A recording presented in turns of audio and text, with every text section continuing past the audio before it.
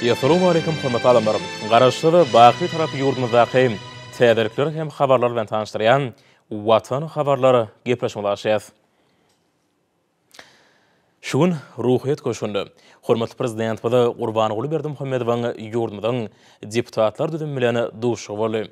Onu milli parlamentiň öňünde durýan wezipler anyklaşdyrly. Hemem berkarar döwletimiziň bagtyarlyk döwründe garaşy türkmen döwletiniň ötüşiniň nowatly taparyna kanun çykarjylyk işiniň ileri tutulýan uğurlary kesýetlenirli. Ýeri bilen hormatly prezidentimiz ýurdumyzyň mejlisiniň deputatlary bilen duşmak üçin paýtagtymyzdaky ruhyet köşküne geldi. Mehriban arkadağımız duşuň öň ýanyna milli parlamentiň, tiýady partiýalaryň, jemgyýetçi guramalarynyň ýol başlary bilen Türkmenistan paragatçylygyň we anlaşmagyň watanyny edip eglan edilen 2021-nji ýylda garaşdy bitarap döwletimizi mundan meýlekde hemme taraplaryny ösdürmegiň möhüm wezipeleri babatda maslahatlaşyp pikir alşdy. Hormatly prezidentimiz garaşdy bitarap döwletimiziň içeri hemde daşar tiýadatyny wagt etmekde, jemgyýetimiziň demokratik kadrlaryny we halkymyzyň agzybirligini pugturandyrmakda büdümlere möhüm ornuň degişdigini belledi. Bir karar döwletimiziň bagtyarlyk döwründe mejlisiň deputatlary, tiýady partiýalaryň we jemgyýetçi guramalarynyň agdarlary ýöňde durýan wezipeleri amal edilmegine munasyp goşunt goşýarlar. Döwlet başçylygynda şol wezipeleriň üstünlikli durumşa geçirilmeginiň, halkymyzyň bagtyarlygynyň hemde abadançylygynyň üpçün edilmeginiň möhüm şerti bolup durýanyna inçekdi. Şeýlelikde Türkmenistanyň öňe sürýän başlangyçlarynyň halkara derejesinde ikrar edilýändigini, täze işinip taýýarlanýan kanunlaryň we döwlet derejesinde kabul edilýän çözgütleriň mazmunyny we ähmiýetini düşündirmek işleri ýygyderli alınıp barylmalylar. Milli parlamentiň ýol başlary milli kanunçylygy döwrewaplaşdyrmak, halkyň arasynda gurulýan jemgyýetçi syýasat şäherleriň dowamyna garaşdyrylmyň ähmiýetini, many mazmunyny giňden wagt etmek, halkara hyzmatdaşlygyny işeňleşdirmek, parlamentiň işine ösen tejribeleri ornaşdyrmak boýunça hormatly prezidentimiziň öwüt ünlülerini hemde maslahatlaryny ösenlikli ýerine getirmek boýunça toplumlaryň işleriň alınıp barylýanyny barada aýtdylar. Sonra ýurdumyzyň syýasy partiýalarynyň ýol başlary döwletimiziň täze taryhyna möhüm ähmiýeti bolan giňmeçli özgertmeleriň durmuşa geçirilýänini bellediler. Şunu ýurdumyzyň durmuşynyň ähli ulgamlaryna halkara hyzmatdaşlygyny işeňleşdirmekde alınıp barylýan işler özüniň oňy netijesini berýär. Ýurdumyzyň jemgyýetçi guramalarynyň ýol başlary, kärdeşler garaşyklarynyň we dinanlar birleşiginiň agdalarynyň, raýatlarymyzyň we ýurdumyzyň dinanlarynyň kanuny hukuklaryny we beýikliklerini goramak boýunça alyp barýan işleri barada aýtdylar. Şeýlekem magtumladynaky ýaşlar guramasynyň hormatly prezidentimiziň ýaşlar bilen alınıp barýan işleri kämilleşdirmek, olaryň jemgyýetçilik durmuşynyň möhüm wakalaryna işin gatnaşmagyny üpçün etmek boýunça ýöňde goýan möhüm wezipeleriniň amala aşyryşy barada bellenildi. Hormatly prezidentimiz kanun çykarjy, ýerine ýetirji edaralaryň işini kämilleşdirmek, möhüm kanunçylyk namalarynyň kabul edilmegi we durmuşa geçirilmegi, raýat jemgyýetiniň demokratik edaralarynyň durmuşa geçirýän şäherleriniň netijeli häsiýeti eýe bolmagy bilen baglanşykly meseleleriň wajypdygyna ünsjekdi. Döwlet başçylygynda paragatçylykly ötüşi, halkymyzyň bagtyar durmuşyny, ýurdumyzyň abadançylygyny esasy guradynýan döwlet syýasatynyň üstünlikli durmuşa geçirilmegine, onuň ähmiýeti we mazmuny babatda köpçülikliň wagt nesihat işleriniň gurulmagyna aýratyn ähmiýet berilýär diýip belledi. Munyň özi ýurdumyzda ýaýdanlandyrylan özgertmeleri syýasat aýdan gollamakda, halkymyzy bilen teňişleri ruhlandyrmakda we jemgyýetimizde agzybirligi, jewsigi pugturandyrmakda möhüm ugur hataplanýar. Milli liderimiz bugün ýurdumyzda raýatlaryň bagtyar durmuşynyň üpçün edilmegi we hemme taraplaryň taýdaşykly ösmegi, ýaş nesliň döwrewap terbiýelenmegi we döwrewap bilim almagy bilen baglanşykly meseleleriň döwlet syýasatynyň möhüm ugurlarynyň bir hökümine kesgitlenendigini bellep, burada öňde durýan wezipeleriň üstünlikli ýerine getirilmegi üçin degişli düzümleriň taýdaşykly işiniň üpçün edilmeligini aýtdy.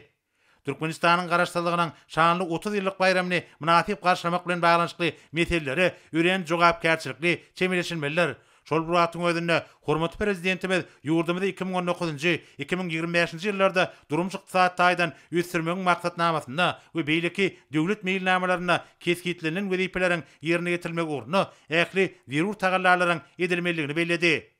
Türkmenistanyň öňe sürýän başlangyçlarynyň halkara derejesinde ikrar edilýändigini, täze işinip taýýarlanýan kanunlaryň we döwlet derejesinde kabul edilýän çözgütleriň mazmunyny we ähmiýetini düşündirmek işleri ýygyderli alınıp barylmalylar diýip hormatly prezidentimiz belledi. Şonlukda döwletimiziň ykdysady we syýasy ösüşini mejlisiň deputatlaryna, tiýady partiýalaryň we jemgyýetçi guramalarynyň ýol başlaryna hemde wekillerini möhüm orun degişidir. Soňra hormatly prezidentimiz ýurdumyzyň mejlisiniň deputatlary bilen duşuk geçirdi.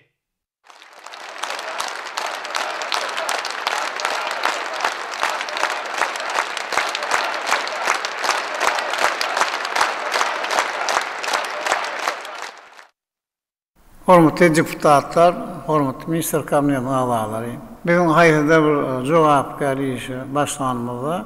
Halkymyz bilen maslahat geňeş edip, onuň pikirini esaslanmak ýaly ajaýyp milli däwimiz bar. Şu parazatly däwer men şoňyň bilen duşup çokmasdan parahasylyň we ananşmaň watany dilip alan edilen 2021-nji ýylda agaraşy bir tarap döwletimizi onunla beýlekde hemme tarapdan ösürmeň mühim wezipelerini aral maslahatlaşmagy makul bildim. Duşukda edidi ýarymdy ýokary dekpinler bilen ösürmek goýunçy öňde duran nowutdaky wezipelerimizi maslahatlaşar. Hemde şuur üçin täze bilen maksatlarymyzy kesgitler. Ýa-da men siziň öňüňizde şu soraglar bardy, çykyş etmek isleýär.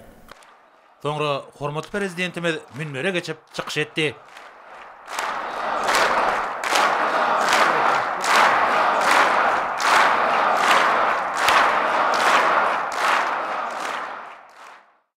Hormatly deputatlar, hormatly minister kabinetiniň agzalary.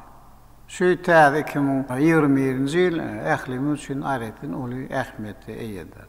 Siziň bilşiňiz ýaly biz ýerine bir näçe aýdan ak mermerli paýtagtymyz aşagadan 140 ýyllygyny we ýurdumyzyň garaşdyrynyň şany 30 ýylygyny giňden hem dawraly bellek geçer.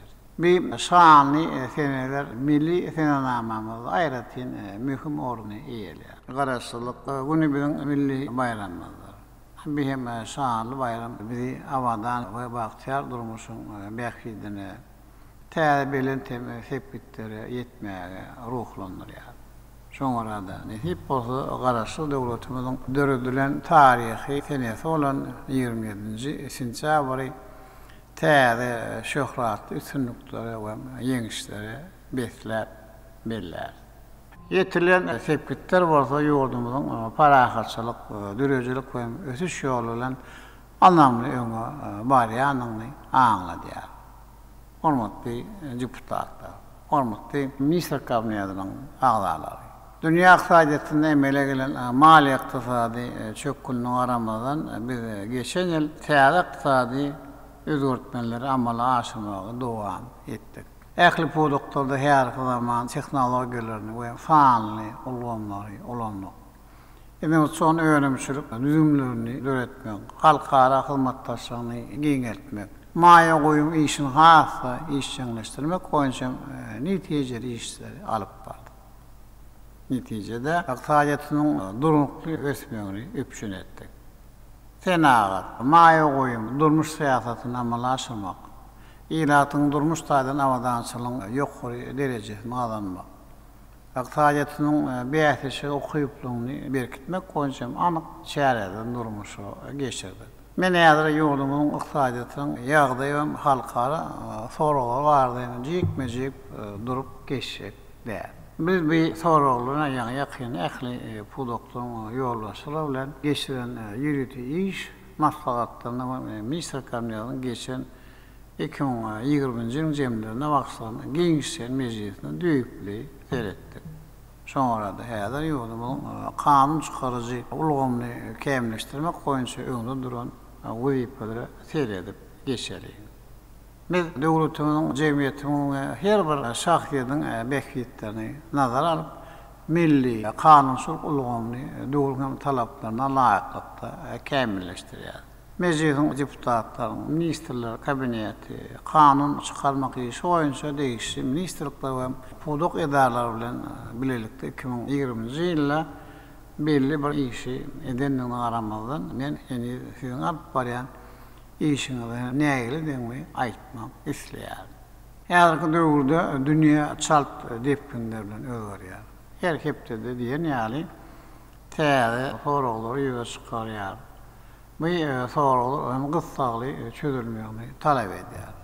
bütün adamlar bolan koronavirüs pandemi sebäpli ekonomi çok günlük baştan geçirer bu orta son kuyruğuyla adamlardan başına düşen en oli bedbahtlıktır. Pandemiye şuna ünit verin.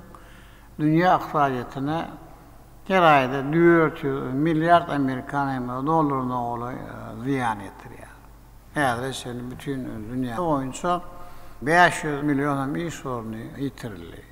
Oynasak da bu böyle bütün adamlar birlikte bizim halkımızda hem karasınmada koy, öğren hem açılışlarında yağdayları yüze çıkardı.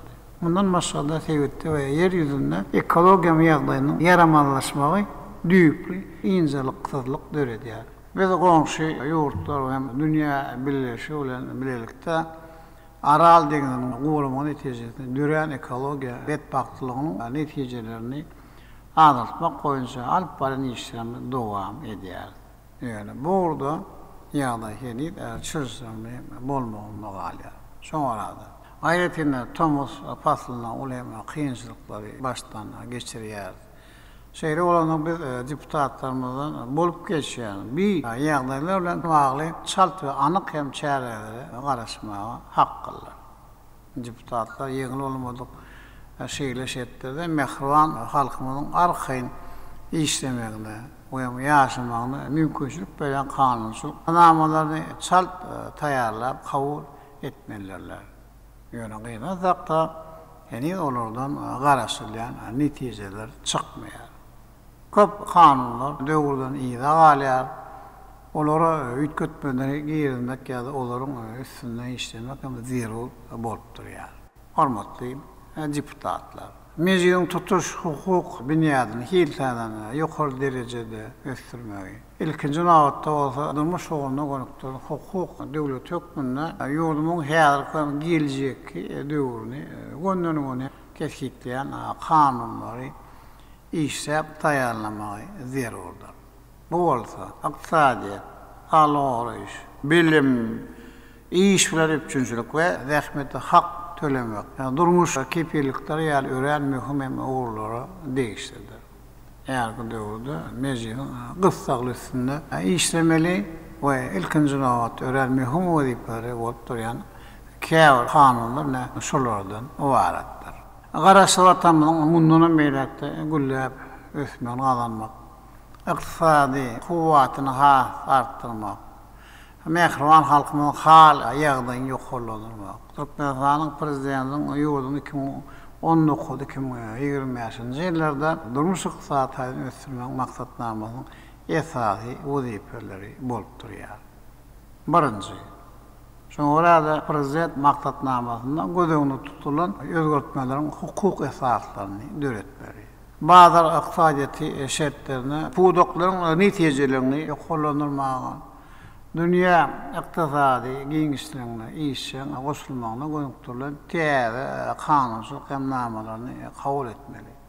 Bu hereket edýän kanunlary kämilleşdirmeli. İkinji, raýatyň telekeçilik başlangyçlaryny gollap, maýa goýmaýan işçiligini höwüslendirmeli. Üçüncü, döwlet eýetçiligini hususylaşdyrmaly we paýdalar jemgyýetlerini döretmeli. Dördüncü, bazı gatnaşyklar şertinde biz Almanya'dan esaslanýan iqtisady siýasaty alyp barýar. İçerki bazıları ýurdumyzda öndürilen öňlerle dolup etme aýratyn ähmiýet berýär. Şoňra da bir gatnaşyklar düzgünleşdirýän kanunlary kämilleşdirmek we döwrewap ýagdaýa getirmek zerurdur.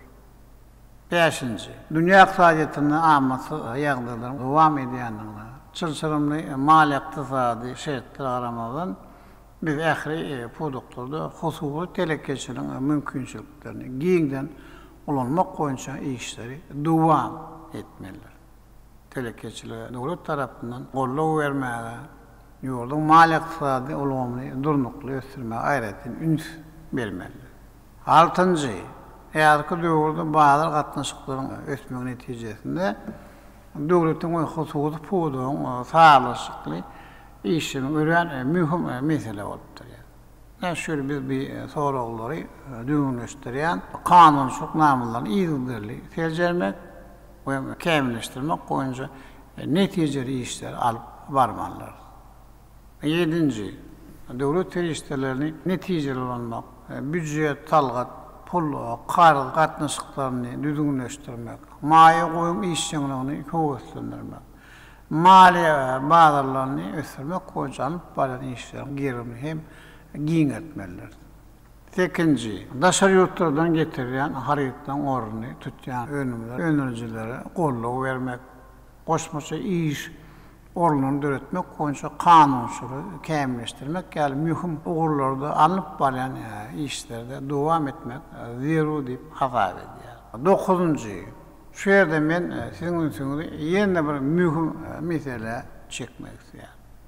Bugünümüzde yolma iqtisadiyyatının türlü produklarına täze innovatsion texnologiyaları, bätäşe okuyup sağan iqtisadiyyatı ornaştırmak, sağlaşıklı işen elektron tenagatını döretmek, sağan aratnaşık ulumunu şäherlen owanyň arasyndaky tapawudy aradan ayırmak boýunça mühim wazipeler durýar. Bir wazipeler Aratdan soň maglumat kommunikasiýasynyň, şozanyň maglumat hyzmatlarynyň, ulgamyň maglumat kommunikasiýa üçinçiligini göstermek, adamyň intellektual mümkinçiligini doğru derejede ulanmak, hilini we agtywalygyny ýokarlandyrmagy talap edýär. 10. Ýurdumyzda sağlyk faaliýeti göstermek, netijeli ulanlar ornaşdyrmaga, ulak möhletli iqtisadi ösüşüň ýokary önericiligi gazanmaga şert berýär. Jemgyýetçilik hyzmatlaryny hilini ýokarlandyrma we kämil görnüşlerini ýola goýmak.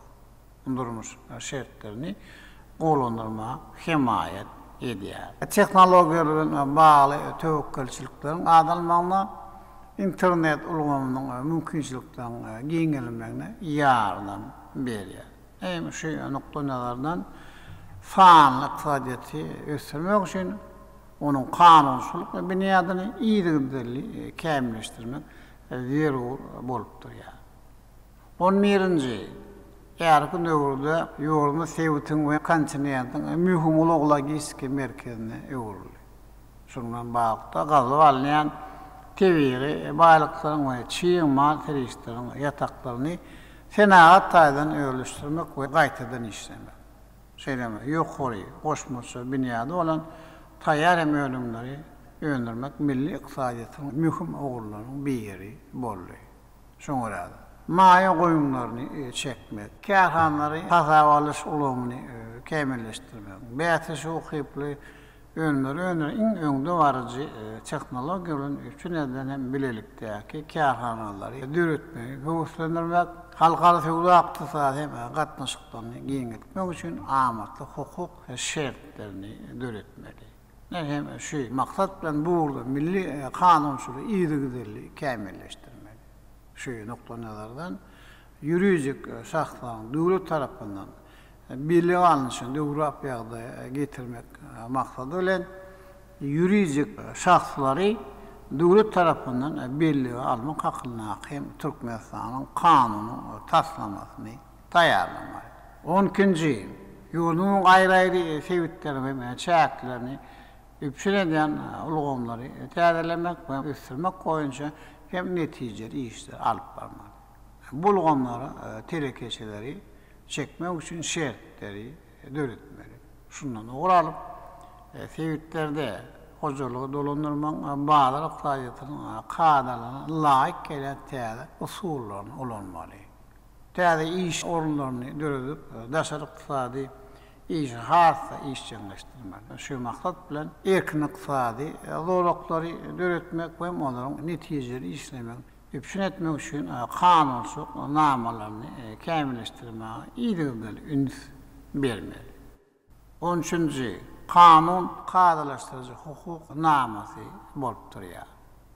Ol ýurdun jemgyýetçilik gatnaşyklaryny, raýatlaryň, kärhanalaryň, edaralaryň hukuklaryny we borçlaryny jemgyýetiň hemde döwletiň öýleri gatnaşyklaryny düzgünleşdirýär.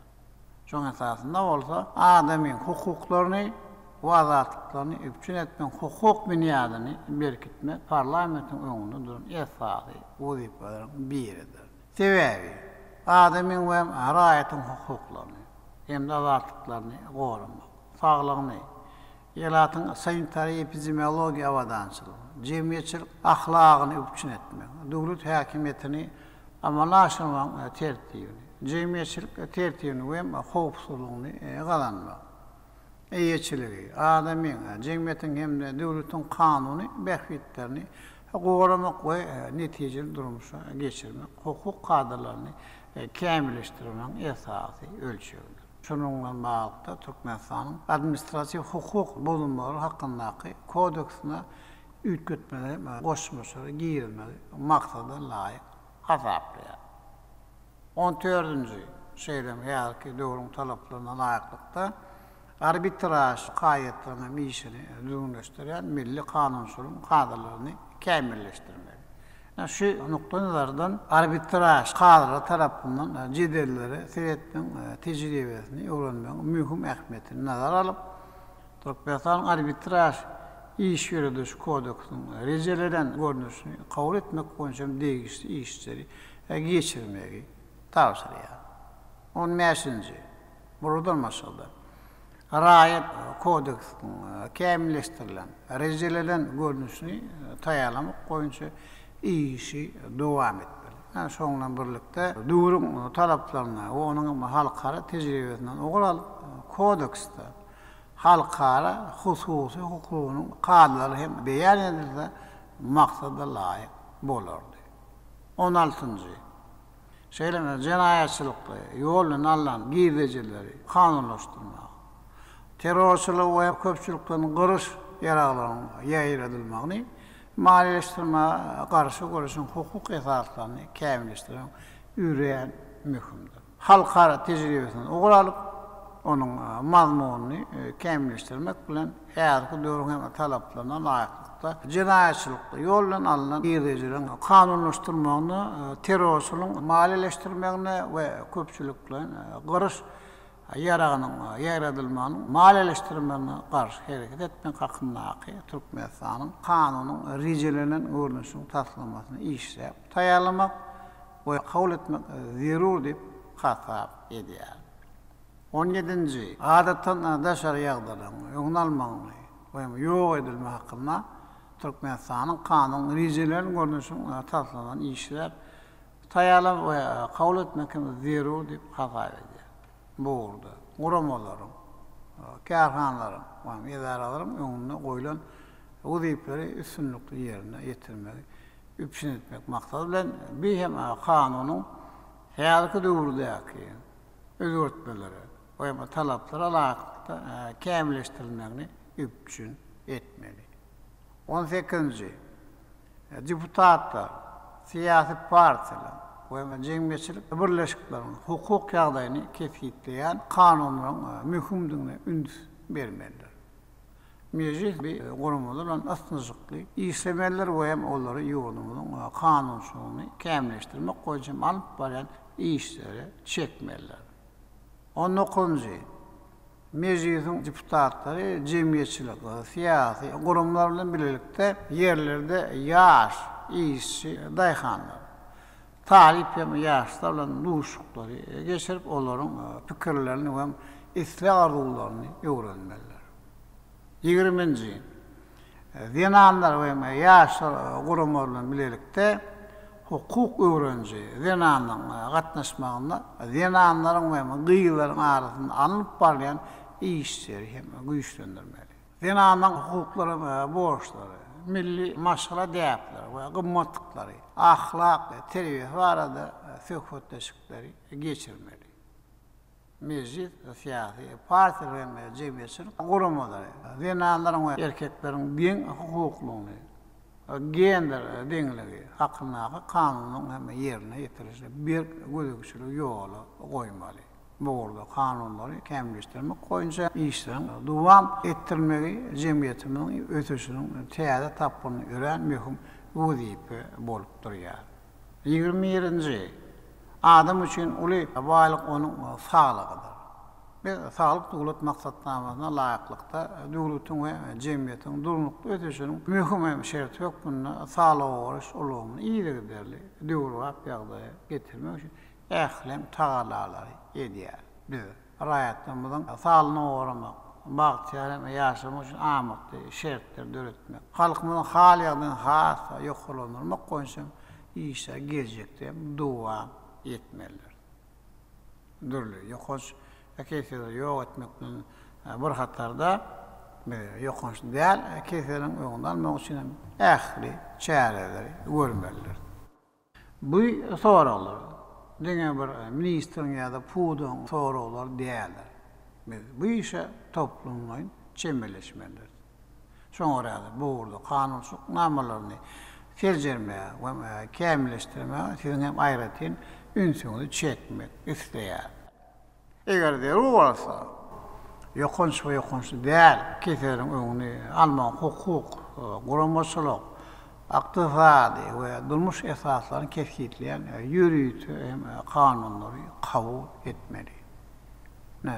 Şeýletmek bilen biz sağlam jemgyýeti kemalime getirip biler. 22-nji biz ilatyň ýaşaýyş jaý durmuş şertleriniň derejelerini ýoklanmaga gönükdiren siýasaty iýdigleri alyp barýar. Raýatymyň hal ýagdaýyny golandyrmak, ýaşaýyş durmuş derejesini ýoklanmak maksady bilen büdjetden maliýeleşdirilýän edaralaryň, gojalyk gazaplyşygyny, karhanalar we jemgyýetçilik birleşikleriniň işgärläriniň rähmet haklary, pensiýa, dowlat kömek pullarynyň, talip we diňleşik haklarynyň meşgullerini her ýyl 10 ötürüm ýoklanýar.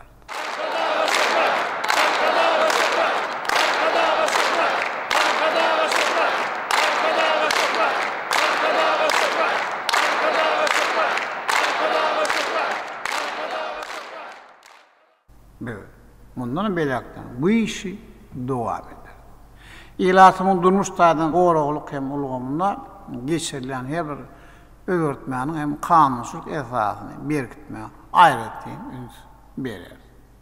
Raýatymyň zähmet çekmäge, sağdan we howpsuz zähmet şertlerini konstitusiýon hukuklaryny amala aşyrmak, zähmet gatnaşyklaryny kämilleşdirmek hem maksady bilen zähmet kodeksiň rejelerini görnüşini taslanmasyny taýýarlamak boýunça anyp bilen işlem dowam etmeli. 23-nji biz maşgala gymmatlyklaryny aýratyn üns berýär. Ýaşanyň bilen ahlak sypatlaryny şol gymmatlyklar esasyny emele gelýär. Çağlarda milli boýsanjy, beýleki halklara hormat goýmak, garaşy dowlatyň we jemgyýetimiň gazanan üstünliklerine sarpa goýmak duýgularyny terbiýelemek hem maşgaladan başlanýar.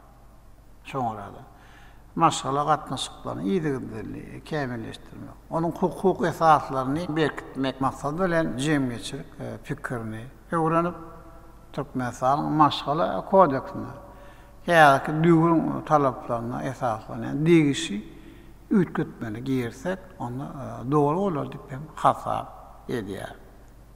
Bu dowlatyň we jemgyýetiň alyp barýan işiniň maksatlaryny we wezipelerini anyk kesgitlemeli. Şoňa esasynda Türkmenistan maşgala kodeksine büyük işler ruhlandyrýan milli kadalaryny, halkymyzyň istek hem arzuwlaryny beýan edýän bilen maksatlarynyň esasy düşünjelerini giýermeli. Bu orada bir esasy maksadymyz vatandaşlarymyzy ilkinji nowatda bolsa ýaşlarymyzy watany söýýän, ýurdumyzyň geljek hakyna alad edýän, milli hem däp desturlamyza buýsunup ýaşaýan raýatlar hökmünde terbiýelemekdir. 24-nji biz halkymyzyň haly bolan medeniýetimizi iýdigleri ösdürmek, mundan beýlekde ol üns bereriz. Öz köklerini, ata-babalarymyzyň alyp gaýdýan milli mirasyny gorap saklamagy, baýlaşdyrmagy we giňden wagt etmäge, ýaş nesli watanymyza upalyk, rähmet söýerlik we bilet ahlaky ruhuny terbiýelemek aýratyn ähmiýet berýär. Yurdumun medeniyetini ösürmek ve bütün dünyada vaat etmek için halkara kurumlardan katnaşıklar iyildirli, giyingendirli. UNESCO bilen hizmetdaş etmek bu urdu devletimizin alıp baran halkara siyasetini ileri tutulayan uğurlarının bir yeridir. Köp yıllık katnaşıkların neticesinde gadim mer, könür önç, devlet tarihi medeni uğurxanaları, köne ve teada nusoy qalalar yani tarihi medeni yadigarlıklar ve uğurxanalar UNESCO'nun bütün dünya mirasının sanığına koşuldu. Türkmen halkının göreğli destançılık sanatı ve Kuştep'te aydın ve tans desori hem de Türkmen halaçılık sanatı olsa adamların maddi değil medeni mirasının sanığına girdiler. Dutar yasamak, dutarda sağ çalma ve baksızçılık sanatını ahal teke bedevlerini ve hem Türkmen alavaylarını östürüp yetiştirmeyi öğretmek konuşuyor. Senetçilik sanatının ehemmiyetini dünya derecesinde yok olmak vaatda hem değişik işleri alıp var. Bunlar merdana halkımızın medeni ruhi kımmatlıklardır. Eğer ki doğruda olsa yurdunun payitahtı Aşgabat şehirinin, UNESCO'nun şehirinin dürücülük ulgamına girmek koyunca zerur işleri amala aşırıya. Milli değer desturlarımızı, yurdumuzun tarihini, milli mirasını ayıqlı saklamak, dürücülük işgallerinin yaşayış, zay durmuş şertlerini qoğlandırmak, hukuk ve durmuş taydan qoğrağını kepirlendirmek, bu orada hukuk katnaşıklarını düzgünleştirmek maksadı bilen dürücülük birleşikler hakkındaki Türkmenistan'ın kanunun taslanmasını işlep tayarlamak hem maksada layık bolar. 25. Yurdumuzun yaşar varadaki devlet siyaseti, durmuş iktisadi, siyasi, medeni, kurumçuluk ve hukuk çarelerinin bütün ulgamıdır. Bir çarem, yaş layıkların hukuklarını, azatlıklarını ve devlet kepirliklerini. Onları hem kollu birmeyi üpşün etmeye şeydim. Yaşların cemiyette doğru karar edilmeğine gönüktürlendi. Yetkineceklerin ve hem yaşların hukuklarının devlet tarafından kullanmanın kanunçuluk esasını bundan belirte berkitmek için burada hem kanunçuluğu kamilleştirmek zarurdur. 26. Bilim almak, hüner öğrenmek, bilen ruhu taydan ösmek yaşları terbiyelemekte koklarını asırlardan alıp kaydayan nusholuk milli yörelüğü bolupdur. Bizim ata-babalarımız bal süyücü, ballan bağla süyücü. Sağ edip, edebi, ondan edip diyen yer öğren, onu hem terbiyeçilik, ehmetli, nakılları dörüdürler. Yaş nesillerimiz sağdan hem taraflayın sağlaşık ötüşünü, her zaman bilimlerini el almağını, vatançılık ruhuna terbiyelenmeni üpçün etmek bizim baş maksadımız bolupdur ya. Sonra da bilim ulgamının sağlaşıklı ötüşünü kazanmağa, yaşada sağdan yaşada durmuş enliklerini kemale getirmeye, onlar vatançılık ve insanperverlik ruhundan terbiyelemeye de gayretin ehemmiyet veriyor.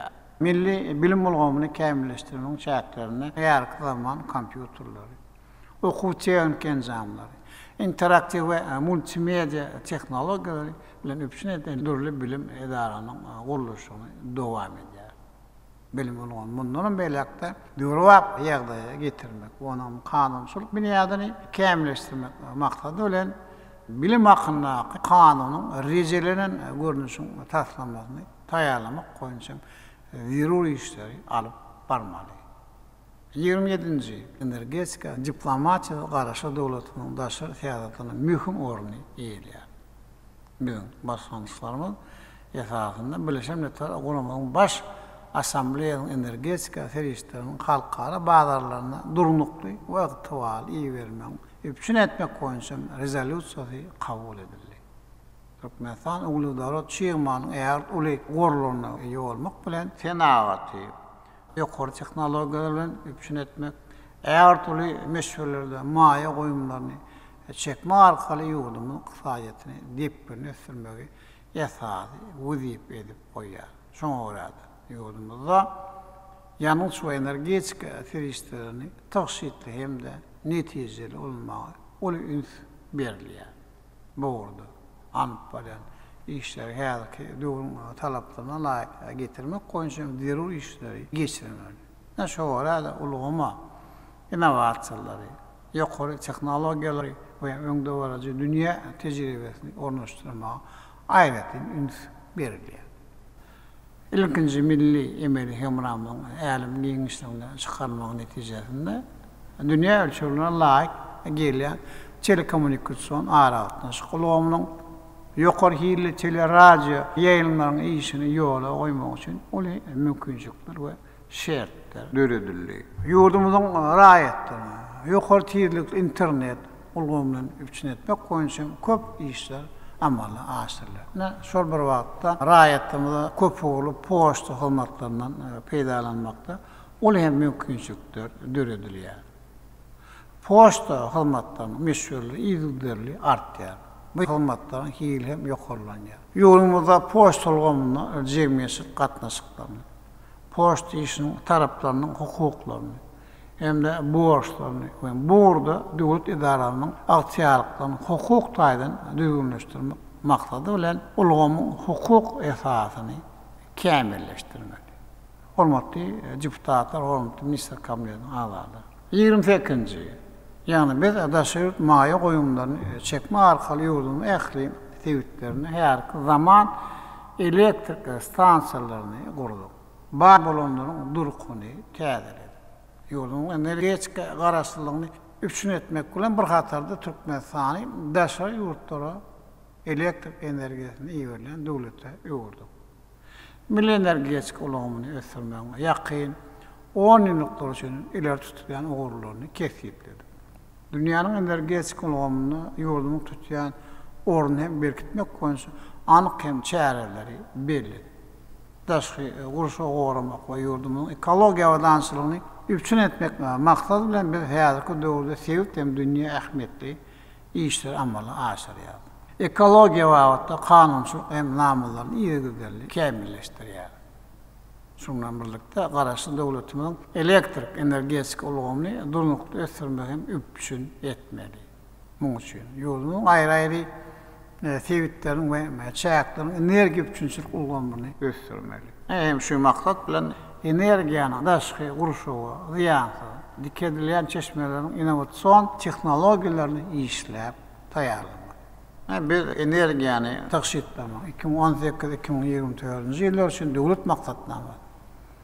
Türkmenistanyň energetik diplomatiýasyny ösürmek 2021-2025-nji ýyllar üçin maksatnama. Hem de energiýanyň dikedilýän çeşmelerini ösürmek goýunça 2030-njy ýyla çenli Türkmenistanyň milli strategiýasyny kabul etdi. Bu orada hukuk esaslaryny berkitmek, kabul eden resmi namalar durmuşy geçirmek maksady bilen energiýanyň dikedilýän çeşmeleri hakkyndaky kanun kabul etmek maksadalar hem bolar diýip hasap edýär. Bu kanun energiýany dikedilýän çeşmeleri wagtda anyp barýan işleriň hukuk, ykdysady, guramaçylyk we durmuş esaslaryny kesipler. 29-njy bir tarap ýolumyň TV çäklerinde we Hazar deňizinde erkin, mesken tutan av guşlarynyň sanyny artyrmak goýunça değişik işler alınıp barýar. Döwletiň av edilýän meýdanlaryny goramak we netijeli ulanmak goýunça çäreler görülýär. Ýurdumyzda seýrek duş gelýär. Gidip gitmek howpy bolan haýwanlaryň görnüşlerini goramak we sanyny arttırmak goýunça işler durmuşy geçirilýär. Burada geçirilen işlerin kanunçylyk esasyny talabalar getirmek maksady bilen awlamak. O huzurlugyny ýöretmek hakyndaky kanuny düwrewap ýagdaýa getirmeli. Şol kanun ýurdumyzda burada alyp baran işlerin hukuk, ykdysady we guramaçylyk esaslaryny kesipler. 30-njy Aksaýatynyň ähli huduklaryň bazar hem gatnaşyklaryna geçýän şertlerine baglyk huzurlugyny hem düýpli öwretmeler amala aşyrylýar. Ýurdumyň baglyk huzurlugy baradaky döwlet komissiyasy ýapylyp telekeçilen garamağına berildi. Soňra balyk tutmak, su biyologi terişlerin aýoly saklamak hakkındaky kanunçylygy döwrap ýagdaýa getirmek, zerurlugy da ýüze çykýar. Hormatly duşuwa gatnaşyjylar. 31-nji.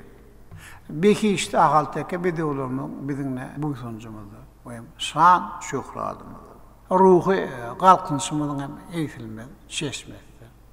Bir ahalteke bedewlerimizi goramak, buğurda asırlı deyaplarimizi dikeltmek. Onların baş sağını arttırmak, atçılığı hemme taraflayın, öwrünmek, bundan beýlekde ösürmek boýunça anyk işler alıp barýar. Bir taraf ýurdumyzda her ýylyň aprel aýynda Türkmen bedewiniň milli bayramy giňden hem dawaraly bellenýär.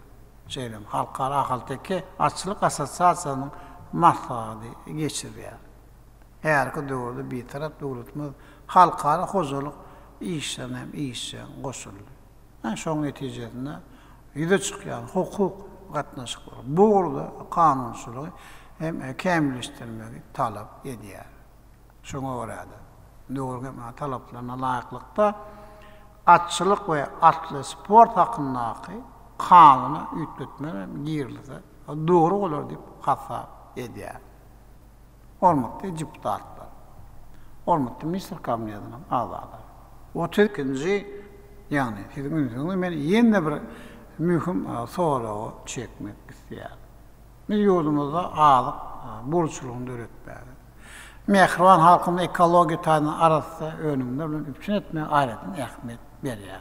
Halkara tejribesine, härki döwrüň talabyna, durmuşyň milli hadyralynyň aýratynlyklaryna laýyklykda o goýjylyk önümçülüğe hem täze, gurumçylyk hukuk görnüşlerini peýdalanmak uly ähmiýetde eýerdir. Näşoň görä su serişdeler netijeleri taşyt bolanmak üçin ähli şäherleri görmeli. Zekeş ulgamlaryň hem dogry güýjüni işledilmegini, yer kadastrının dogry hem ýürüdilmegini bir gözükçülük etmeli.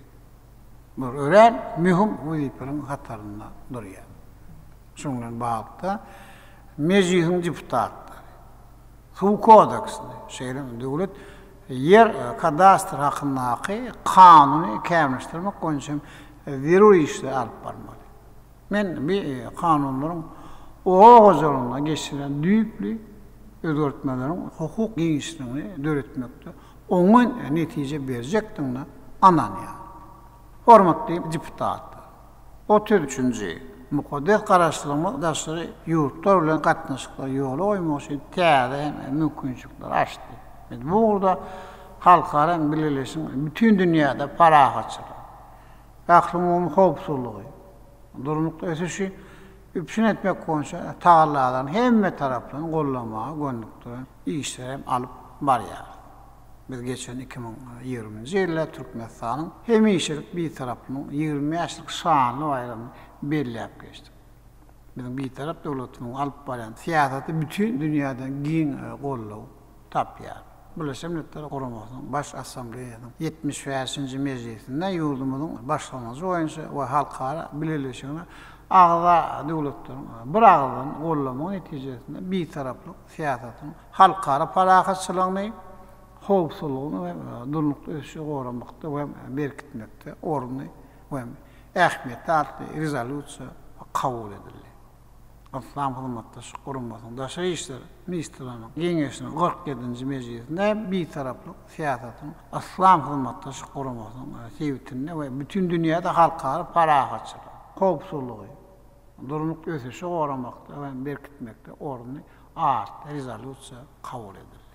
Bizim başlangyjymyz bilen Birleşik Milletler Guramasy 2021-nji ýyl halkara parahatçylyk we anlaşma ýylatly rezolýusiýasyny kabul edildi.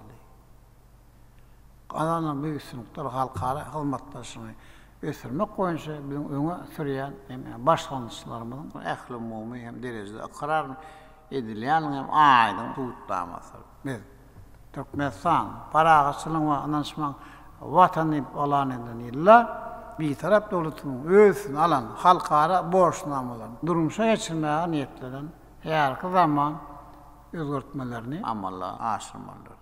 Şeýlem Türkmenistan gatnaşyjy bolup durýan halkara şertnamalaryna, alalaşyklaryna we konwensiýalaryna beýan edilen halkara hukuk kadalaryny düýpli öwrenmelidir. Hem şundan uğralyp bir tarap döwletimiň daşary siýasat işini kanunçylyk taýdan üpçün etmek boýunça alyp baran işler ýygyny dowam etmelidir. Eger meclis 2020-nji ýylda kanun çykaryş işini ministrliklerden, puuluk idaralaryna gelip gowuşan teklipler esasında ýurdumyzda amala aşyrma, gözüňde tutulan maksatnamalaryň kanunçylyk esaslaryny berkitmek ýörgesinden uğraşylan maksada laýyk bolar diýip gasaplaýar. Milli kanunçylygy kämilleşdirmek boýunça anyp baran işlerin şähertlerini we özgörtmeleri, täze mümkinçilikler hemde her zaman halkara kadrlaryna nazar alyp hem diplomatik gulluk hakyna kanun hem goşmaçylygy girdimeli. Şeýlem Türkmenistan hakkı dışa ýurt raýatlaryň hukuk ýagdaý hakkında kanunyň rejelerini görnüşüne taslamasyny taýýarlar. Bulardan başga döwlet migrasiýa gullugynyň wezipelerini ugralyp migrasiýa hakkyndaky, migrasiýa gullugy hakkyndaky kanunlarda ütkütmeler hem goşmaçylyga girmek hakkyndaky kanunlaryň taslamalaryny taýýarlamak zerur diýip hasap edýär. 34-nji meclisin köpügli işinde halkara we parlamentara öýlere gatnaşyklaryna bagly soralar mühim orny eýerler. Şoňra da şuýuryň dowamly dürli ýurtlaryň parlamentleri awraly halkara hem guramalar iki tarapdan hyzmatdaşlygy netijeli dowam etmek meclisin esasy hem wezipelerini bir ýeri bolmalydyr. Hormatly minister kabinetining agzalary, hormatly deputatlar. Ýani 35-nji amalaşdyrılan konstitusiýon öwretmelerini çäklerini yerli öz-özüni dolandyryş edaralaryň işiniň hem netijelerini ýokalanarak mühim wezipelerini bir ýeridir. Şonuň ýaly talaplara laýyklykda Türkmenistanyň konstitusiýasyna we kanunlarynda gözüňde tutulan ygtyýarlyklaryň geňeşler we çäk boýunça öz-özüni dolandyryş jemgyýetçilik edaralar tarapyndan ýerine ýetirmek üçin etmek mühim wezipelerini bir ýeri bolup durýar. Hem şu nokta nazardan yerli öz-özüni dolandyryş hakkyndaky kanun taslamasyny taýýarlamak maksada laýyk bolar. Bu kanun yerli öz-özüni dolandyryş edaranyň ygtyýarlyklaryny kämilleşdirmek, dolandyryş ulgamlarynyň hukuk ýagdaýyny halkara tejribesine laýyk getirmek, hukuk ýagdaýynyň täze kadrlarynyň girilmegi bilen baglanşykly olaryň işini döwrap ýagdaýa getirmek gözüňde tutulmalydyr. Şeýlem ilat edilen hyzmatlaryň ýokary hili bolmagyny gazanmak umman işi täzeçe goramagy üpçün etmek boýunça düzgünler bellenmelidir. Şeýle wezipelerini ugralyp kanun taslamasynda yerli öz-özüni dolandyryş edararyň wezipelerini hem ygtyýarlyklaryny anyk ketgitlemeli.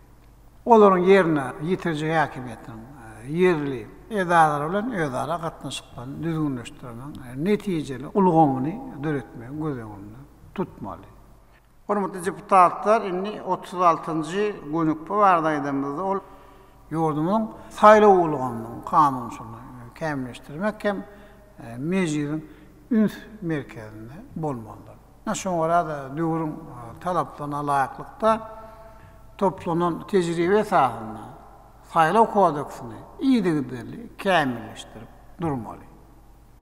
Welaýet, etraf we şäher halk maslahatlary şeýle geňeşler yerli özüni dolandyryşy amalaşdyran wekilçilikli edarlar bolup durýarlar. Olaryň işini ýalyky döwrüň talaplaryna laýyk guramak üçin meclis hem bu edaralara ýakyndan ýardam bermelidir. Şu maksat bilen bilelikde oku maslahatlaryny geçirip orada diýişi kanunçylyk namalaryny dogry düşündirmeli. Hormatly minister kabinetining agzalary, hormatly deputatlar. Görüşüňiz ýaly odal kabul edilen kanunlaryň köpüsiniň üstünde işlemek zerur bolup durýar. Onların döwrüň hem talaplarına laýyk hem gelmeýär. Döwür bolsa çalt özgörýär. Durmuş ählimizden aýylty hereketleri, dürüjülük başlanmışlaryny mühim özgörtmeleri talap edýär. Şonuň bilen bagly tutuş kanunçylygy serjermek hem täzirini zero diýip hatap edýär. Häzirki döwrüň ösen talaplaryna laýyk gelýän kanunlaryň kabul edilmegi bir karar döwletiň bagçalyk döwründe bedew wada bilen täze beretdikleri tarap ynamly barýan garaşy döwletiň hukuk ulgamyny kämilleşdirmäge kanun çykarış esaslaryny has berkitmäge mümkinçilik berer.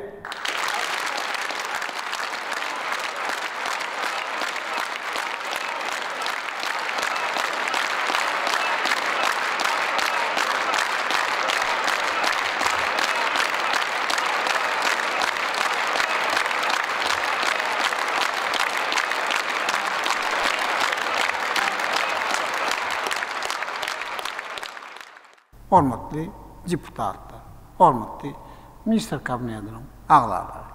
2021-nji ýyl ýurdumyz üçin aýratyn ähmiýetli eýedir.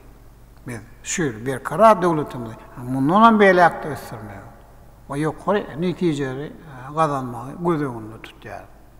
Ilkinji nowatda bolsa mehriban halkymyzyň durmuş taýdan ygtybaly, goralygyny üpçün etmegi maksat edilýär. Garaşly watany, ykdysady kuwatyny hassa berkitmek. Gülläp etmek. Dünýäniň öfen ýurtlarynyň hataryna goşulmagyny üpçün etmek we halkyny hal ýagdaýyny ýokarlandyrmak isleýär. Şu maksat bilen biz ýurdumyzy durmuş ykdysadydan ösürmek boýunça maksatnamanyň bir näçesini kabul etdik. Bir maksatnamanyň doğru ama naşırmak için bizim ählimiz tutanýar we ahlasly işlemelidir. Meclisin deputatları bir maksatnamalaryny gözüňde tutulan özgörtmelerin hukuk esaslaryny berkitmek için döwrüň bir talaplaryna laýyklykda hereket edýän kanunlary kämilleşdirip, zerur bolsa täze kanunlary kabul etmeliler. Hormatly deputatlar, hormatly minister kabinetiniň agzalary. Türkmenistan halk maslahatynyň sentyabr aýynda geçen meclisinde biz mühim wazipeleri kesipledik. Bu wazipeler döwlet dolandyrşyny we jemgyýetimizi kämilleşdirmäge onukturlan özgörtmelerin, çäklerin döwlet häkimetiniň wekilçilikli kanun çykarjy edaranyň işini kämilleşdirmek bilen bagly. Men ýurdumyň wekilçilikli we kanun çykarjy edaranyň ösüşini bir täze tapgyry mühim we oňyn ädim diýip hasap edýär. Bu tapgyr döwletiň we jemgyýetimiň demokratiýa, hukuk we dünýäwi esaslaryny berkitmäge, donlukly syýasy institutlarda öğretmäge gönükdirlendir. Häzirki döwürde ýurdumyň döwlet häkimetiniň kanun çykarjy edara hiltadan täze iki palataly parlament ulgamyna geçirilýär. Bu bolsa döwletimiň jemgyýetçilik, syýasy durmuşyny ören mühim hem tarihi wakadır. Şeýle bizim döwlet adam üçin diýen insanpärwer ýürülgämiň we onuň amala aşylmagyna gönükdirip durmuşa geçirilen iýdigdeli döwlet syýasatynyň dawranmagyň hem aýdyň mysallary. Munuň özi raýatymyň saýlamak we saýlanmak babatda konstitusiýon hukuklaryny erkin ulanmakda esasynda döwlet we jemgyýeti dolandyrma, wekilçilik edaranyň sülen gatnaşmana giň hem mümkinçilikleri döredýär. Hormatly deputatlar, hormatly minister kabinetiniň agzalary. Häzir Türkmenistanyň Milli Geňeşiniň halk maslahatynyň agzalarynyň saýlawarynyň öň ýanyndaky döwürde bir saýlawanyň odoluklardan bütünlüğü tapawutlaryň ýanlygyny bellemek isleýär. Bunu däl diýip atlanýan şeýle saýlawlar ýurdumyzda ilkinji gezek geçirilýär. Şeýlem Türkmenistan Milli Geňeşiniň halk maslahatynyň palata agzalarynyň saýrulary ilkinji gezek geçirdi.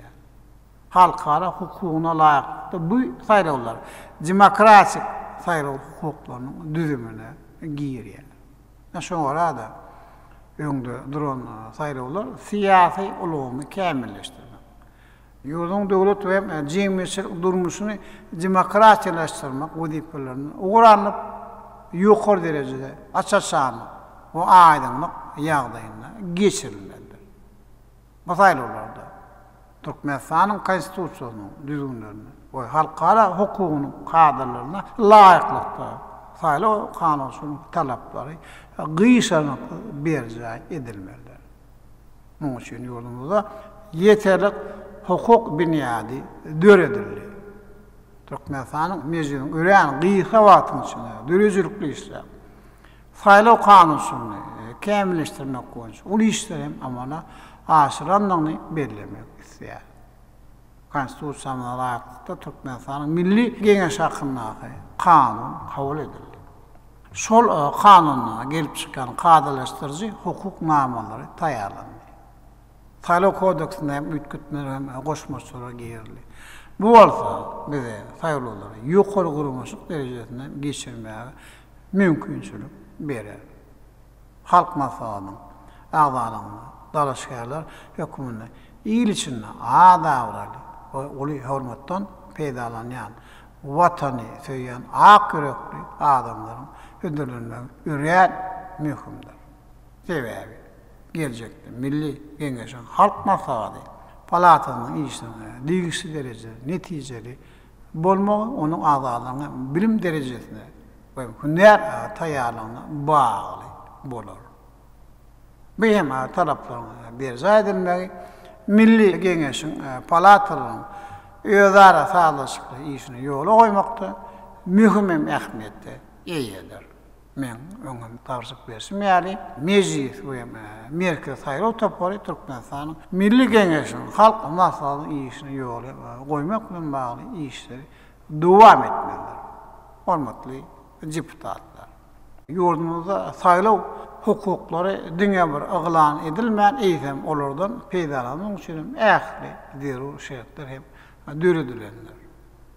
Biňe tutuş jemgyýetimiz, jemgyýetçilik birleşiklerimiz ýurdumyň kanun çykarjy häkimet ulgamyny özgertmäge ol hem gyzyklanma birler bu işe hem iýişçe gatnaşýar.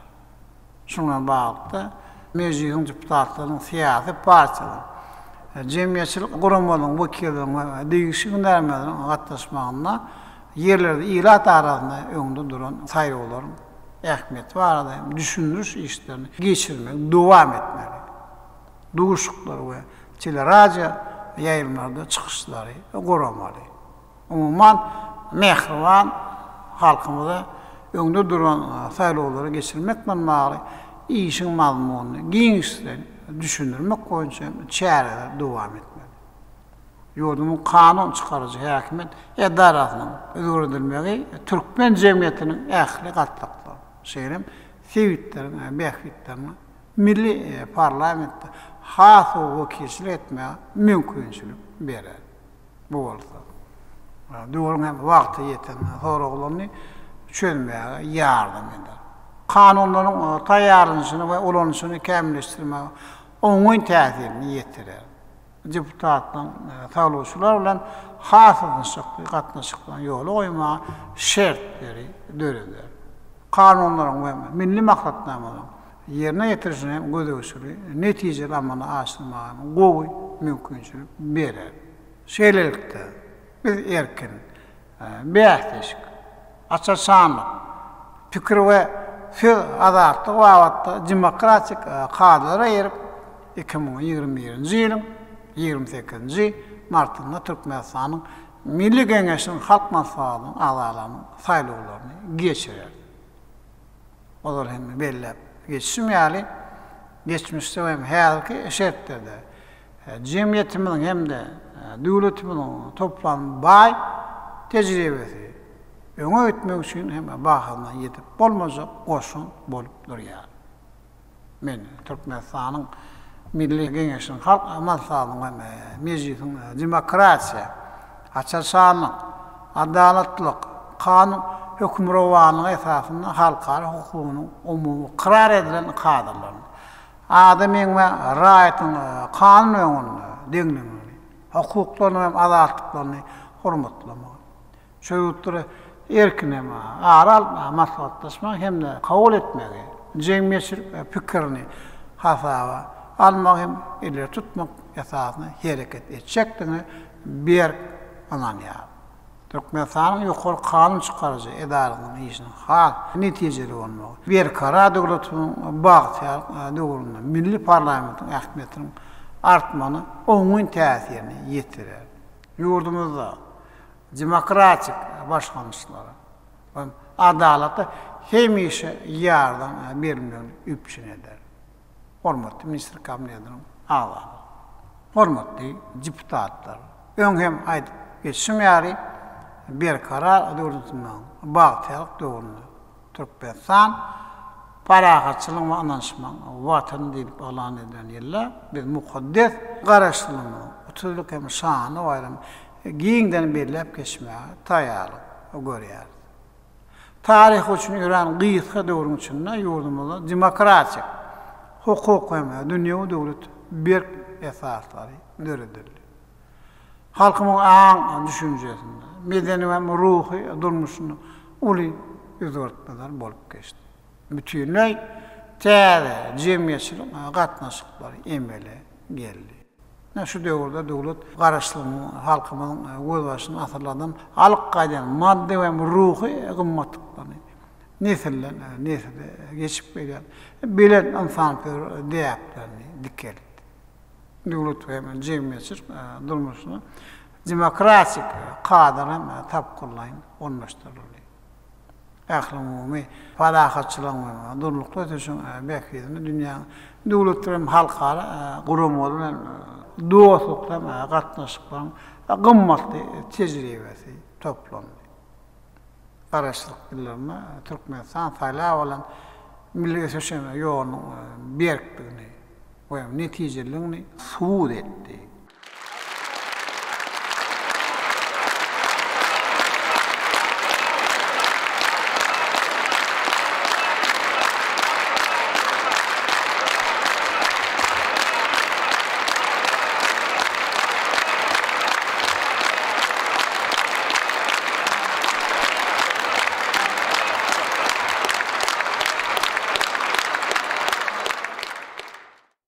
Ýurdumyz halkara derejesinde mühim siýasat, ykdysady, ekologiýa başlanýşlaryny öňe sürdi.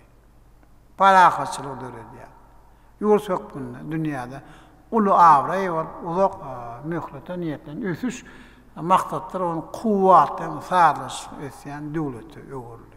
Biz Türkmenistanyň garaşlygynyň şany 30 ýyllyk, baqy bir taraplyň 25 ýyllyk şeýlem 2020 ýyl Türkmenistan parahatçylyk anlaşmagyny watany diýip alan edilmegi münasibetde ýurdumyzda we daşa ýurtlarda geçirmek meýilleşdirilýän çäýrem maksatnamasyny tasdikladyk.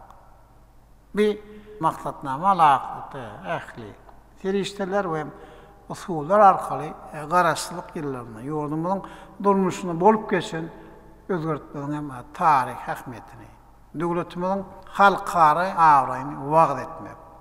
Türkmen döwletini gurmaň tejribesini dünýä jemgyýetçiligine ýetirmek boýunça öňümizde ören möhüm jogapkary wazipeler durýar. Şoňa görä mejlis, ýurdumyň siýasy parçalary, jemgyýetçilik birleşikleri, köpçülükden habar serişdileri şu münasibetni alıp barmaly işlerin hem esasy uğurlaryny anyk kesitlemeler. Türkmen jemgyýetiniň gazanan durmuş ykdysady ösüşini şonky derejede härki tarih hem döwrüň hakyky ýagdaýyna baha bermekde. Mehriban halkyny eziz watan buýsanç duýgularyny terbiýelemek, ösürmekde zerur bolan ähli serişdeler ulanmalylar. mukaddes garaşsyň 30 ýyllyk şany bayram münasibetde geçirilen çärelerde döredilen idi we sunat eserlerini edi watanmyzyň häzirki keşfi dolaşyr görkezmeldir. Mehriban halkymyň erkinligine bagtyan durmuşy. Egfilme maddem ruhy mümkinçilikler. Belent ruh we fiilme erkin beýan edilmelidir. Şanly hene başlanan çäreler raýatyny mukaddes garaşlyk we bitirip düşünjeniň gymmatyna anyk göz ýetirmäge himaýa etmelidir. Öz ýurduny, topragyny, onuň baýlyklaryny erkin dolandyrmak mümkinçiliklerini açyp görkezmelidir. Garaşlygyň beren ajaýyp meýwelerini görmek bagtynyň näle gymmatlydygyny hem düşünmäge şert öğretmelidir. Raýatymyň bir kara döwletimiň bagtýarlyk döwründe amma naşylan durmuş ykdysady özörtmeleri goşmaklaryna ýardam bermelidir. Hormatly Misir Kabinetining awaly, hormatly deputatlar. Şonuňla men öz çykyşymy tamamlaýar. Biziň her birimiz ahlasy rahmetimiz bilen ata watanymyz bolan garaşsyz bir taraf Türkmenistany mundan da güzel, has kuvvetli döwleti öwürmelidir.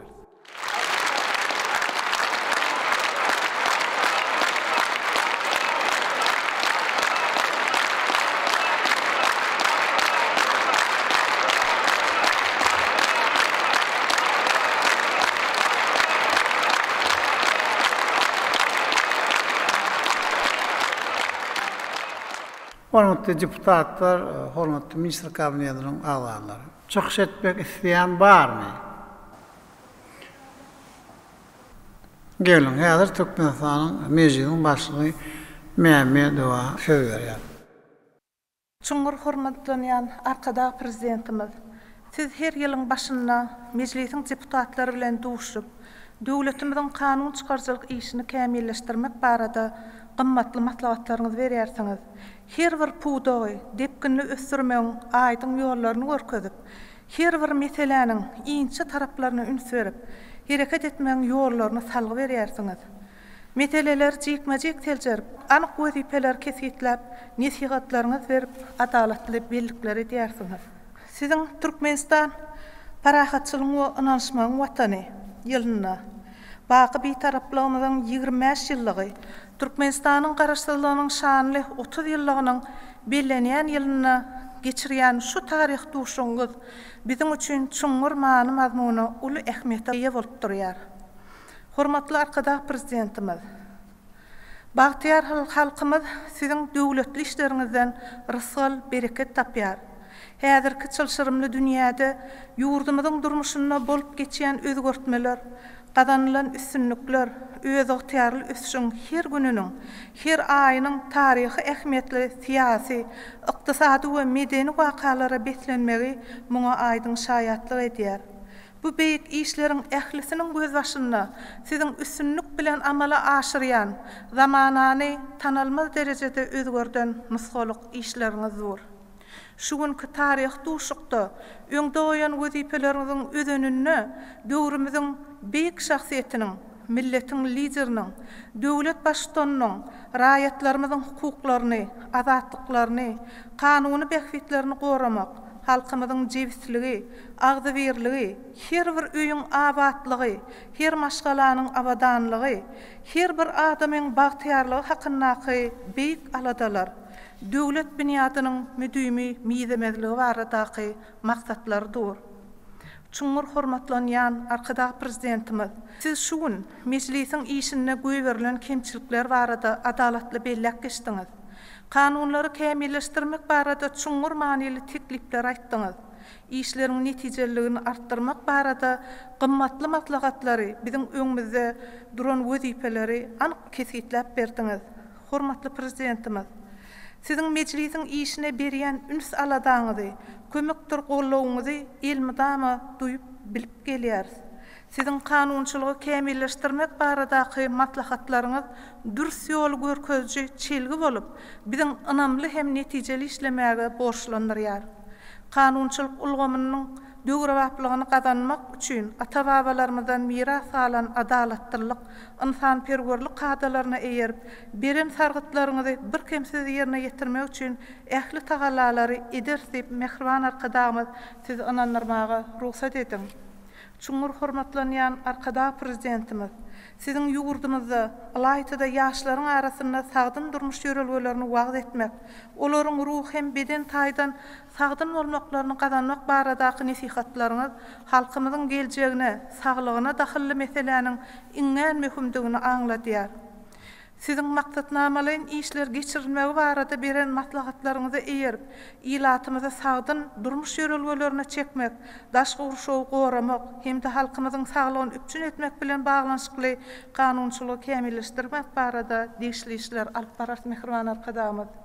Çuňur hormatlanýan arkada prezidentimiz, sizin başlanyňyzyňyz esasyna milli parlamentimiziň täze iki palataly guruluşynyň döretilmegi bilen bagly şu ýylyň ýurdumyzda ilkinji gezek geçirilýän Türkmenistanyň Milli Geňeşiniň halk maslahatynyň agzalarynyň saýlawlaryny milli demokratik ýörelgelerimize laýyklykda guramaçlykly geçirmek üçin ähli tagallalary eder. Mehriban arkadamyz, sizin alyp barýan beýik işleriňiz üçin ähli deputatlarymyzyň adyndan tüýs ýürekden alkyşlarymyzy, köp sag bolanlarymyzy kabul etmeňizi sizden ul hormat bilen haýyş edýär mehriban arkadamyz. Mehriban hem gahrman arkadamyz, Türkmen halkynyň süňgüne siňdirilen türkmençilik ýörelgelerimiziň deňsiz taýsyz hazynasyny, asyrlaryň synagyndan geçen däp desturlaryny, egsilmez ruh kymmatlyklaryny ýol ýörelge edinip, geljekde hem Türkmenistanyň ministrler kabineti, beýleki döwlet we jemgyýetçilik idaralary, ähli halkymyz bilen agzy berlikde, jewislikde sizin öňde goýan wezipeleriňizi doly ýerine ýetirersip inandyrmaga ruhsat edin mehriban arkadamyz. Çuňur hormatlanýan arkada prezidentimiz, sizin janyňyzyň sag bolmagyny, ýylyurt bähitli, ähli başlangyçlaryň hemişe rowat bolmagyny tüýs ýürekden arzu edýär mehriban arkada prezidentimiz. Ýende kim çykyş etjek? Ýokmy? Onu hormatly deputatlar, hormatly ministr kabinetiň agzalary. Näme görüşüňiz ýaly biziň öňümizde ören ul hem jogapkärli wazipalar durýar.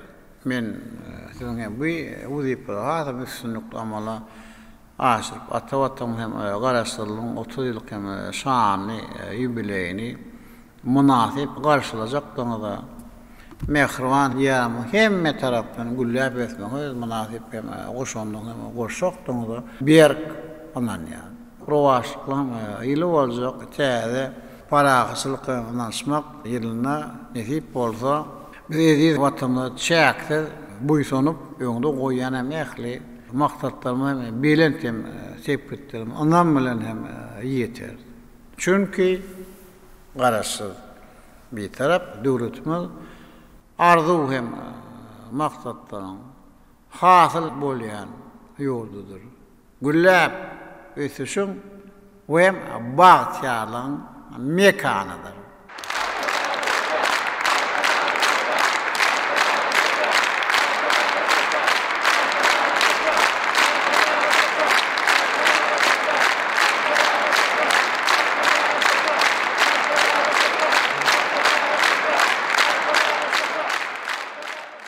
Hormatly maslahada gatnaşyjylar, hormatly deputatlar, hormatly ministr kabinetiň agzalary.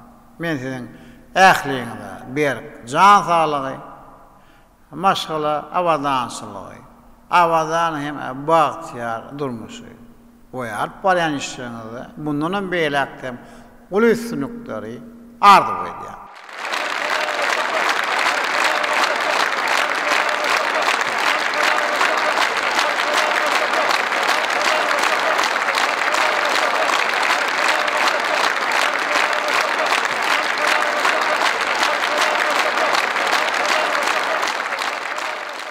Öňe, diň öňe, jan watanım Türkmenistan.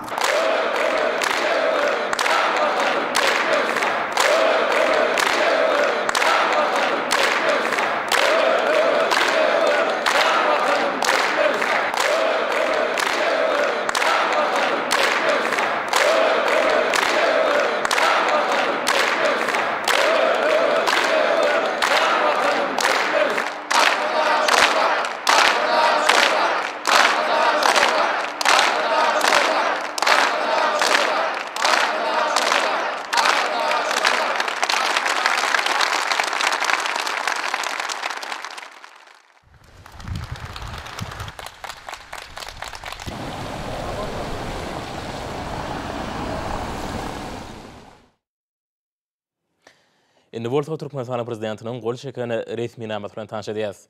Türkmen alawaýynyň bayramyny döretmek hakynda Türkmenistanyň prezidentiniň fermany. Türkmen alawaýynyň dünýädäki şan şöhratyny hassa berende galdyrmak, hemem milli içnasygy ösdürmek, şeýle-de kämilleşdirmek maksady bilen karar edýän. Birinji, Türkmen alawaýynyň bayramyny döretmeli.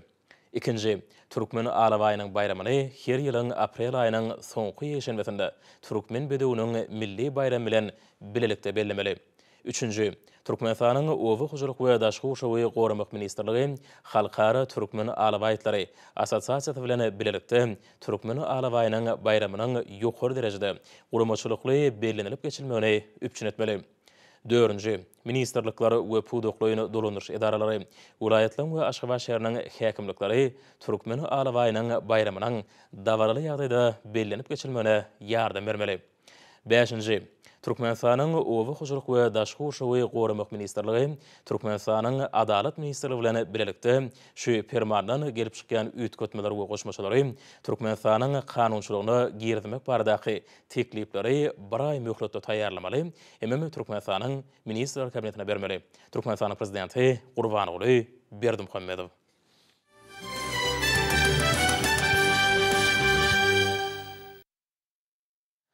Häzir bolsa hormatly prezident bilen adyna bilen hatlan tanış edýäs, onda şeýle diýilýär. Onuň aly hadraty Türkmenistanyň prezidenti Jenap Gurbanoğlu Berdimuhammedow. Hormatly Jenap prezident, ykdysady hyzmatdaşlyk guramatyny başlanýan eden döwrümizde bize aglan edilen ileri tutulýan urlan şäherlerinde bir ýylyň dowamynda büýük guramany hassa pultranyrmagy hemem sewit hyzmatdaşlygyny ösdürmäge gönükdirilen maslahatlary hemem köp sanly şäherlerge geçirdik.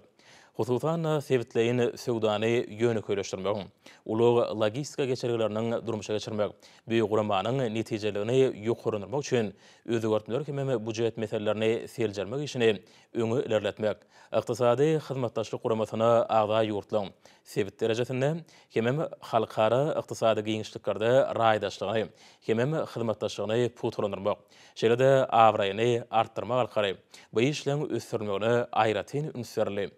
Bilelikdäki tagallalarymyz bilen ykdysady hyzmatdaşlyk guramasynyň taslamalary netijeli amala aşyrmagy gönükdirilen gurama öwürjekdigini, munyň bolsa biziň halklarymyzyň awadançylyk derejesiniň ýokarlanmagyna goşant boljakdygyny ananýan. Biziň başlanýan eden döwrümizde ykdysady hyzmatdaşlyk guramasynyň iki taraplaryň görüşde bolýaly, sewit hemem halkara düzümleriniň çäklerine de üstünlikli hyzmatdaşlyk edenligini uly kanagatmany bilen belleýän. Hemem bu urda eden tagalaryň üçin siziň alyhyrtyňyzda hoşallyk bilerýän. 2021-nji ýylyň 4-nji martynda bizi online görnüşinde COVID-19 soňky döwürde sewitleýin ykdysady hyzmatdaşlyk diýen at bilen ykdysady hyzmatdaşlyk guramasynyň ýurtlarynyň liderleriniň sammitini geçireriz. Munyň özi ilkinji nowatda COVID-19 ähli pandemiýasy bilen baglykda 2020-nji ýylda bolup geçen wakalary hemem pandemiýadan soňky döwürde ykdysat taýdan täzeden dikelşi boýunça ýerine ýetirilmeli işleri ara alyp maslahatlaşmaga mümkinçilikderidir. Sammitin şäherlerinde ykdysady hyzmatdaşlyk guramasyna başlanýan etmek dost-soňlyk Türkmenistana geçiriler. Siziň alyhyrtyňyzda şu sammita çağırmak meniň üçin uly şatlykdyr. Size berk can sağlyk hemem bagtýarlyk Türkmenistanyň dostlukly hemem doganlyk halkyna bolsa, mundan beýlekde awadançylyk hemem rowaçlyk arzu edýän. Recep Tayyip Erdoğan, Türkiýe Respublikasynyň prezidenti.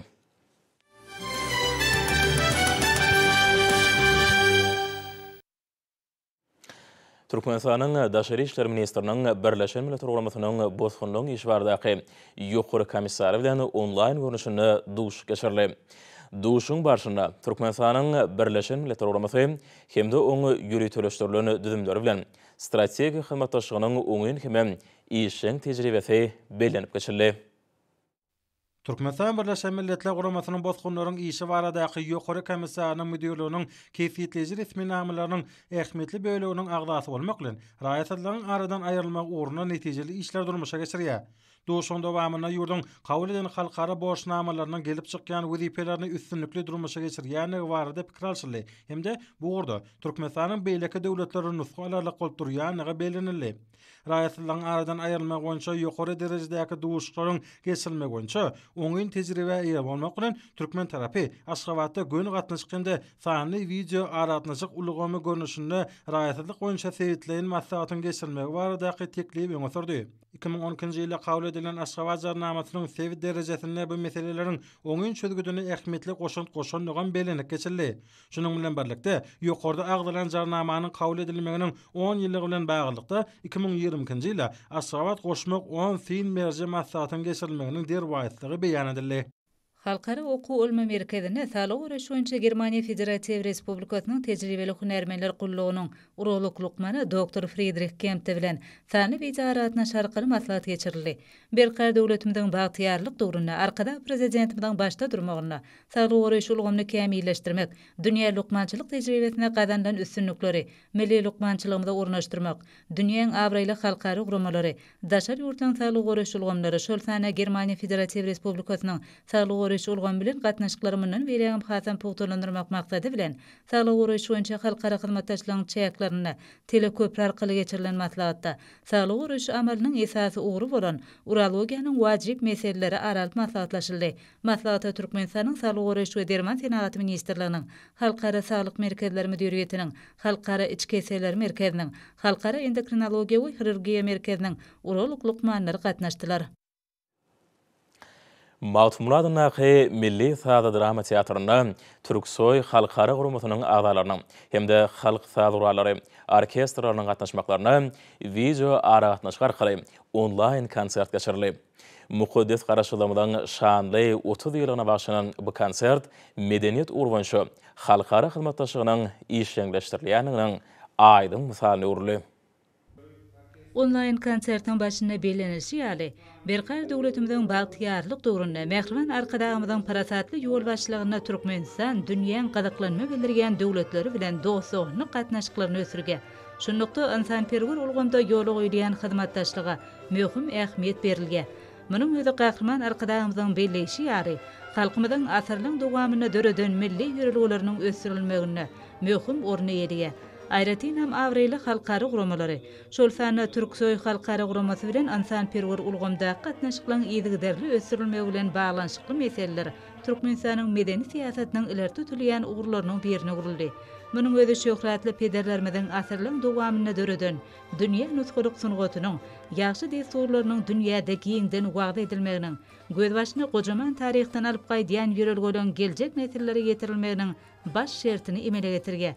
Online konserte gatnaşyjylar türkmen milli saz sunugatyny dünýäde wagda etmek, onuň asylly ýörelgelerini ösürme ugruna ýygyderli taýla edýän arkada prezidentimize hoşarlyk sözlerini beýan etdiler. Duşuň ahyryna türki dilli döwletleriň zehinli aýdamçylarynyň türkmen milli aýdamyny ýerine getirmekleri halkary derejesine geçirilen çäreň ähmiýetini hasam artdyrdy. Munyň özi arkada prezidentimiziň tagallaty bilen öňe sürilýän oňyn başlangyçlaryň halkary derejesinde giňden aqrar edilýänliginiň nowatdaky sugutnamasyny uruldy.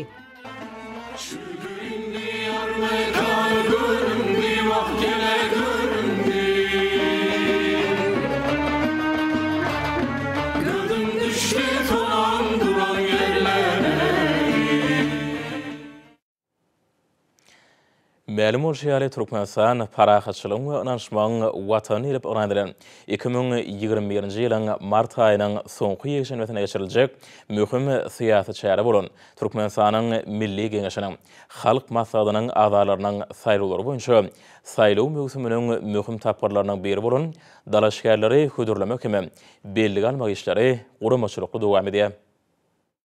Bu möhüm syýasy çäre berkarar döwletimiziň bagtyarlyk döwründe hormat prezidentimiziň başlangyçlary esasyna ýurdumyzda amal aşyrylan özgertmeleri üstünlikli durmuşa geçirmek üçin ygtybarly esas bolup durýan demokratik ýörelgleri çuňlaşdyrmakda uly ähmiýete eýe bolar. Häzirki zaman türkmen jemgyýetinde hakyky halk häkimiýetliginiň putulanmagy, raýatlaryň ýurdumyzda bolup geçýän özgertmeleri durmuşa geçirmek bilen jogapkärçiligiň artmagy, raýatlarymyzyň erkekleriniň erkin ýüze çykmagyny, ýagny olaň saýlaw hukuklarynyň üpçün edilmeginiň demokratik ýörelgelerini hasam berkidilýänine şaýatlyk edýär. Şeride esasy kanunumyzda Türkmenistanyň raýatlarynyň jemgyýetiň we döwletiň işlerini dolandyrmagy gösgöni, şeride erkin saýlanan wekilleriniň üstünden gatnaşmagy hukugynyň bardygy belleneli. Türkmenistanyň döwlet habarlary agentligine habar berilýär, Türkmenistana saýlawlary we salat alşyqary geçirmek boýunça merkez topar. Şeride vilayetlerimiň we Aşgabat şäheriniň saýlaw toparlary tarapyndan häzirki saýlawlary ýokary guramaçylyk geçirmäge taýýarlyk görülýän döwürde giň girmli işler amala aşyrly. Merkezi saýlaw topary tarapyndan degişli saýlaw işlerine gatnaşyjylar Türkmenistanyň konstitusiýasy, saýlaw kodeksi, gollanmalary ýatdamalar şeýle saýlawlary talaba laýyk geçirmek üçin zerur urany beýleki enjamlar bilen dogry üpçün edilenligi belärlikdir. Şu günleri Milli Geňeşiň halk maslahatynyň agalaryna daraşgärleri vilayet etrap şäher halk maslahatlary tarapyndan hödürlenmeklige başlanan mejlisler işiň ýagdaýda dowam edýär.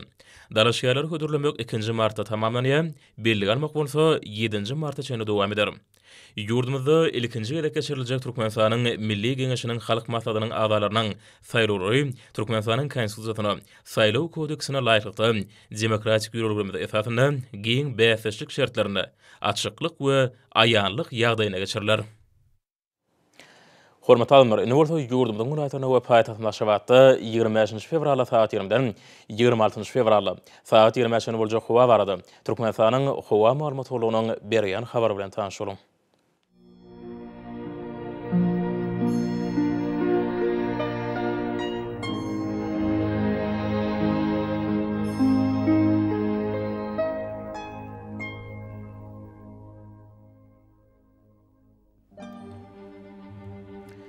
Balykyn vilayatyna üýtkäplen wurtgalyp az keme gar açyklyýar şäher.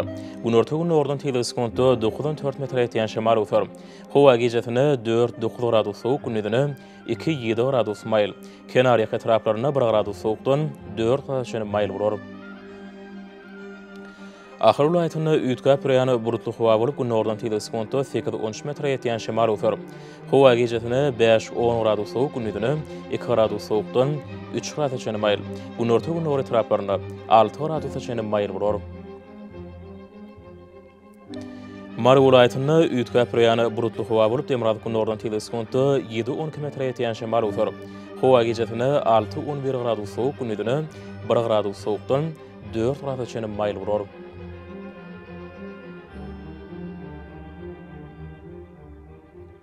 Leva vilayatyna üýtkäplen bulutly howa bolup Demirad gün ordan teleskopda 7-12 metr ýetýän şemal utar. Howa gecesine 5-10 gradus, Demirad etraplaryna 15 gradus soğuk, gündüzine 2 gradus soğukdan 3 gradus mayl. Demirad etraplaryna norlan 5 gradus soğuk bolar. Daşow vilayatyna üýtkäplen bulutly howa günorta gün ordan teleskopda 8-13 metr ýetýän şemal utar. Howa gecesine 10-15 gradus, gündüzine norlan 5 gradus soğuk bolar. Paýtagtymyz Aşgabatda üýtkäplen bulutly howa bolup gün ordan teleskopda 8-11 metr ýetýän şemal utar. Howa gecesine 7-9 gradus soğuk, gündüzine norlan 2 gradus mayl bolar.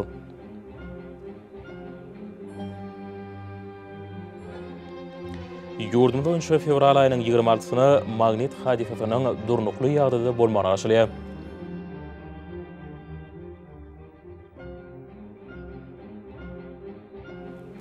Edil watandaşlar, häzirki wagtda howanyň düzüminde tozan bölejikleriniň möçberiniň hadadan 6 göterim artma bilen baglanşykly. Howa şertleriniň adam bedenine ýetirýän oňoýsuz täsirleriniň öňüne almak üçin ağız burun örtüklerini ulanmagy. Şeýle hem gyş passanda howanyň derejesiniň üýtgeýäniňi nazar alyp, pasly wuraga inmek maslahat berýär. Mehriban ýeşer. Bu düzgünleri berk berja etseňiz, ýylyň islerini passanda öz saglygyňyzy gorap bilersiňiz. Mehriban adamlar, şunundan watan habarlary peşimde jemleýäs. Berkarar döwletimiziň bagtyarlyk döwrüne aty watanma Türkmenistan, ähli wagtlarda ösüşýär wesenýär. Ähli ösüşüň ödeninde bolsa halkyň bähbidi bar. Çünki biziň ýurdumyzda döwlet adam üçindir. Hoş sag bolun, edil ýaşar.